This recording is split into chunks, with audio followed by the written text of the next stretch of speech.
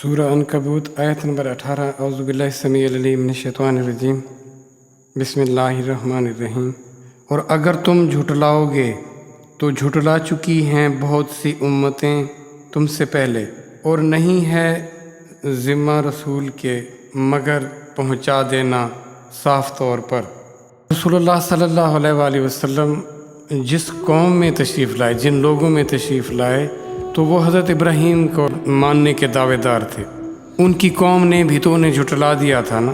تو اگر تم جھٹلا رہے ہو پیغام جو تم تک آیا، اور وہ رسول ہیں، ان کے ذمہ پہنچا دینا ہے۔ وہ کوئی اپنی طرف سے کوئی بات نہیں کرتے، وہ اللہ کے نمائندے ہیں، اور اللہ کی طرف سے جو پیغام انہیں ملا ہے، ان کا کام ہے وہ پوری طرح آپ لوگوں تک پہنچا دینا۔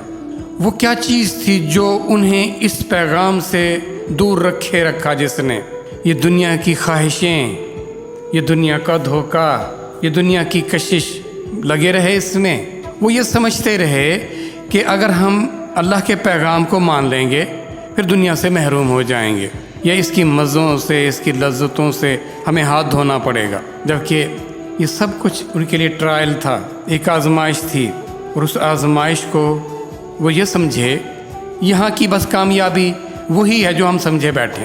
وہ جو اللہ کا پیغام آیا اور جو ان کی اپنی ذاتی سوچ تھی، وہ ان سے ان کو تضاد نظر آیا، اور وہ یہ سمجھے ہم زیادہ سیانے ہیں، ہم بہتر سمجھتے ہیں۔ جیسے آج ہم کہتے ہیں نا، مجھے پتہ ہے میری مجبوریاں کیا ہیں، مجھے پتہ ہے کہ میرے مسائل کیا ہیں۔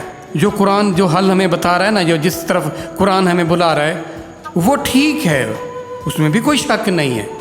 لیکن جب لیکن کہا نا، مگر کہا نا، پھر آپ نے پھر اس کی کیا تنسیخ کر دی، آپ نے منسوخ کر دیا اس کی اہمیت کو، آپ نے مقدم جانا جو آپ سمجھ رہے ہیں۔ دھوکے، جس فریب کو ہم نے فریب نہ سمجھا، ہمیں وہ حقیقت نظر آئے گی۔ زندگی خود ایک دھوکہ ہے۔ سامان میسر ہے نا آپ کو کچھ وقت کے لیے، یہ جو مہلت میسر ہے نا، گھڑی دو گھڑی کی، جس نے اس مدت کو طویل جانا وہ بھٹک گیا، جس نے اس کو قلیل جانا اس کے چانسز ہیں کہ وہ راہ راست پر آ سکے۔ چھوڑ دیں ان چیزوں کو جن سے منع کیا گیا، اور دوڑیں ان چیزوں کی طرف جن کا حکم دیا گیا۔ بیجا، غیر ضروری، وہ جس کا تمہارے آخرت سے کوئی تعلق نہیں ہے، اس سے اپنے آپ کو ہٹا لو اور اللہ سے اپنا تعلق بہترین کر لو، پھر تمہیں وہ ہدایت ملے گی۔ ہم اس ہدایت کو حقیقی طور پر سمجھے ہی نہیں ہیں۔